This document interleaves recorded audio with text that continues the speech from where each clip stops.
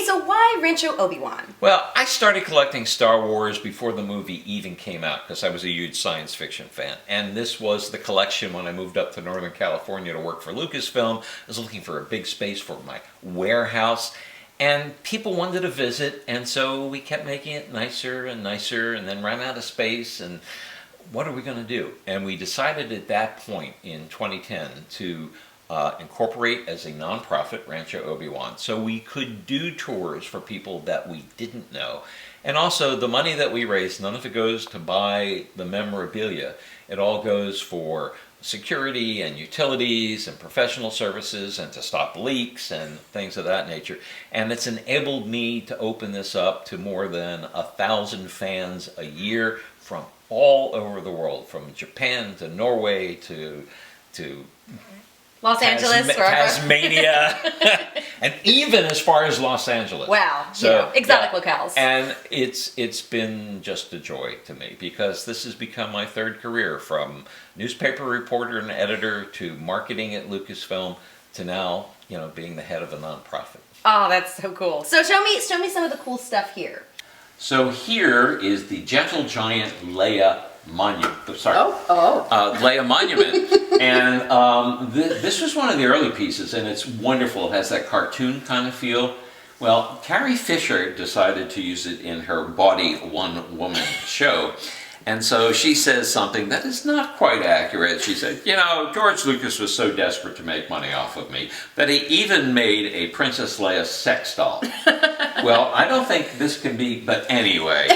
So it descends from the rafters on the stage, and then she picks some poor guy from the audience, and in terms that are somewhat haughty, basically challenges to come up and make love to the so-called love doll.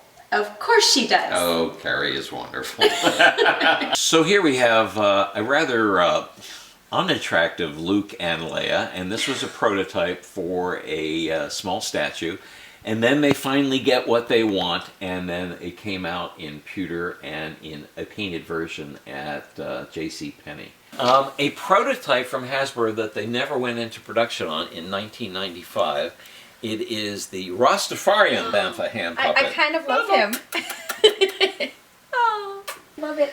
This is R2 Mr. T2, and he appeared on the Conan O'Brien show in 2007 when George was on, and they wanted a couple of things to really sort of make him laugh, and they asked for an actual R2, but they wanted to borrow it for 3 days, and they said no. And I said, I've got a really lightweight one made from some Australian friends. I said, the only thing is you have to give it back just the way you trick it out. And so here is R2 Mr. T2. George really laughed. Disney has done a lot of big figs, and they've done 2 Leias. They've done one Leia costume from Star Wars, and then, of course, they've done what we call Slave Leia. But there was a problem with the Slave Leia, and apparently when they started putting out the carton said Slave Leia on it. Some shopper objected to the word slave, and so they withdrew it for about a month, and they had to reprint the cartons, and it was Leia as Jabba's dancing girl. Dancing girl. Well, she was. She was. But Slave Leia. Yes. I think they should also have put it as Leia who chokes Jabba, but somebody would have objected to that. I get that thing all the time, Senator Leia versus Slave Leia, but she kicks some ass as Slave Leia. Yes. So, and also she's Minnie Mouse, which is amazing. Yeah. And then we have artists who do some bizarre things like R2-D4, a little dangerous there. A cream of Jawa soup seems to be a favorite. From the Italian garrison of the 501st, Dewback cigarettes, and potted Ewok. Ooh. And then everybody's favorite in-action figures, Aunt Beru and Uncle Owen. Oh. That's glorious. That's sick, but wonderfully sick, so. Well, as you can see, there are not enough products for people to buy here. No. So people like bootleg figures, and I think the favorite line of bootleg was from Turkey called Uze, and they thought they could get away with it because it was Stars War, not Star Wars. And you remember the troops that Vader led to invade the Hoth base, the snow troopers? You're wrong. They were the Blue Stars. Yes. Of course. I mean, the action figures were just bizarre. The Russians didn't bother to paint their action figures. The Polish shouldn't have bothered to paint their action figures. And in Mexico, I'm afraid they just shouldn't have bothered at all. Ooh. Ugly. And then we have this whole series of Hungarian action figures on a card. And I remember arguing with friends of mine who were dealers, and they said they had to get $125 for it. And there was nothing else at the show to buy, and I eventually paid for it. And they're all, I mean, look how beautifully they're put together with staples and everything. Somebody offered me $5,000 for this because they said it was only one of 3 known to exist Hungarian bootleg figure store window displays. Go figure. Even Luke Skywalker has this bike. Of course. And what's great about this is made by my colleague at Lucasfilm, Pete Filmer, and it's based on an actual Skywalker Ranch bike. In the early 90s, they bought a fleet of really not expensive but sturdy bicycles because it's about a 3-mile loop around Skywalker Ranch from building to building. The only thing that still exists on this bike that was there then is the frame. So in George's colors, USC, Trojans, maroon and gold, and the license plate that says Skywalker Ranch. But Pete spent hundreds of hours finding pieces on eBay like skirt guards and fenders, and then tricked it out so it would be the Empire Strikes bike. And if that doesn't scare people, then you fire your AT-AT at them. And if they're still coming at you, Jenna, watch out, because we fire the lightsaber. And just in case, there's a real lightsaber too. Oh my gosh. And for your bike bag, for your action figures or your PB&J sandwiches, the original 1980 Kenner toy, the Rebel Escape vehicle from Hop. Oh my gosh. That's so cool. It is. A U.S. artist in the UK named Ryan Hall has taken, it's almost a South Park kind of look, but, you know, with feeling and emotion. And here we have, out of construction paper, the Princess Leia doll. And she has that attitude, and how you do that in paper, I don't know, but it's very, very cool. That's incredible. That's one of the things I might be able to sneak out of here. We have paper detectors as well as plastic detectors. I'm sorry. I tried. And then down here is the Shelf of Shame. So these are prototypes that licensees would send to Lucasfilm that were a little bit off. So we have the Sid Vicious Luke, the really bad hair day Han, the Princess Jasmine Leia, and the Glamrock Anakin. That is terrifying. Oh, very.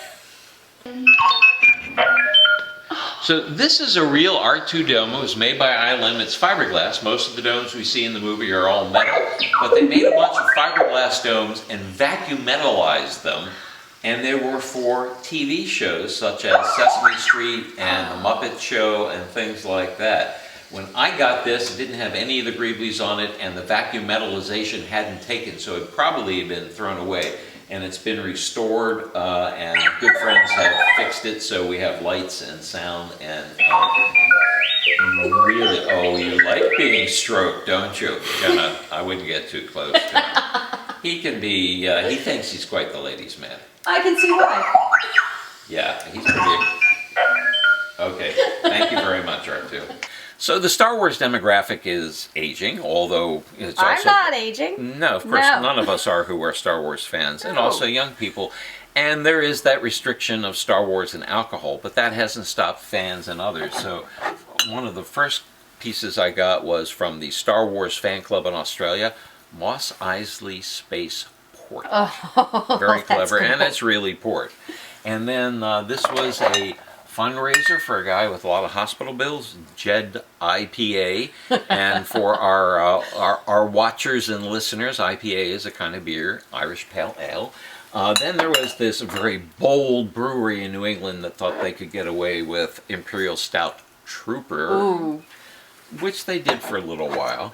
And we have, this is a fairly new edition, Padawan Pumpkin Ale from a Corcoran Brewing Company. I've never seen this before. It was a gift from a visitor. And then just sent from Germany, we have Wookiee IPA, and they spell it correctly with both E's on Oh. it. But my favorite is this bottle. So this is Pisco Porton. Pisco is the national drink of Peru. It's a brandy made of 86 proof wine, and you mix it, and pisco sours are the big thing, and this is the most expensive brand, and this is the way the bottle looks, frosted, and you see the vineyard building through it. Except if you know the owners of Porton and you're making a one-of-a-kind gift for a visiting Star Wars fan and collector, then you come up with the Thieves bottle of Pisco. And I love this. This is one of my favorite scenes from all of the movies as a matte painting, and it's my screensaver.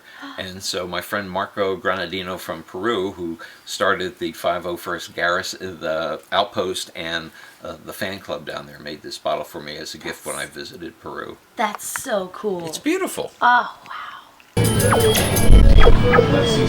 Here we have a duplicate of Princess Leia's necklace at the end of the ceremonial scene from Star Wars. And it's made of the same sterling silver, and it was done by a jewelry company in Finland. And they had started making them in '75 under a line called Space Jewelry. So I assume that the costume makers on Star Wars had heard about it, and that's why they got that piece. I actually made that as a kid out of foil and string to wear around the house. You still have it? No. Oh, because I would put it on display. I might have to recreate that. I think that would be very cool. And then we've got two, or actually three, large Lego pieces. The Darth Vader and the Boba Fett were the only two that Lego made for sale through FAO Schwartz, and originally they were $10,000 a piece. Whoa! But eventually they came down 80% off near the bankruptcy. And that R2-D2 was the actual one they had on display outside the FAO store in Orlando. It was in an open air mall. So because of the sun damage, it's become my Tatooine R2-D2. Yeah. And then up on the wall, amazing that these still exist, the original marquee letters from the Lowe's Orpheum Theater in New York on opening day, May 25th, '77. When they came down, they went to a friend of the manager's. He put them on his son's bedroom wall. Years later, his son went off to college, and he put an ad in a very obscure magazine that I saw, and I managed to get them. That is so cool. Let's just bring it home. We have Japanese items. These came out like a year after Star Wars because it was one of the last countries to open, and for some reason they thought the generic word for action figure was Stormtrooper. Oh, Stormtrooper, yes, of course. So all of the cards on the 7-inch figures said Stormtrooper, and they redid it. So that's amazing. yeah, and because all toys in Japan did something, 3PO fires a missile from his belly button. Of course he does. You saw that in the movie. I did. Or was that a deleted scene? I may have been. It's a special edition. Okay, so tell us about some of the fan art that you have. Well, this is the piece that really sort of got me started, even though I had fan art before that. I saw this when it won first prize in the Piñata category at the 2004 Mexico City Star Wars Convention. And I thought it was just like one of the most amazing pieces, fan-made pieces I had ever seen. Waited till the artist came back and said, I would do anything to put that in my collection. And he said, I wouldn't know how much to charge you. And I thought, okay, here comes the hammer. And he said, only cost me $4 in supplies. So I said, yeah, but your artistry and your skill and everything. And I said, I'll give you $100. And his wife went, totally, take it. And I had him sign it. I put it in my book, 1,000 Collectibles. See, you can lift the saddle and put the candy and the toys in there. Although anybody gets near this with a lightsaber, I knock their block off. And this is Fernando Olvera. And as a result of me putting it in the book, he sent me an amazing Luke on a Tauntaun Piñata for the Empire Strikes Back 30th anniversary. Oh, that is so cool. I love this. Amazing.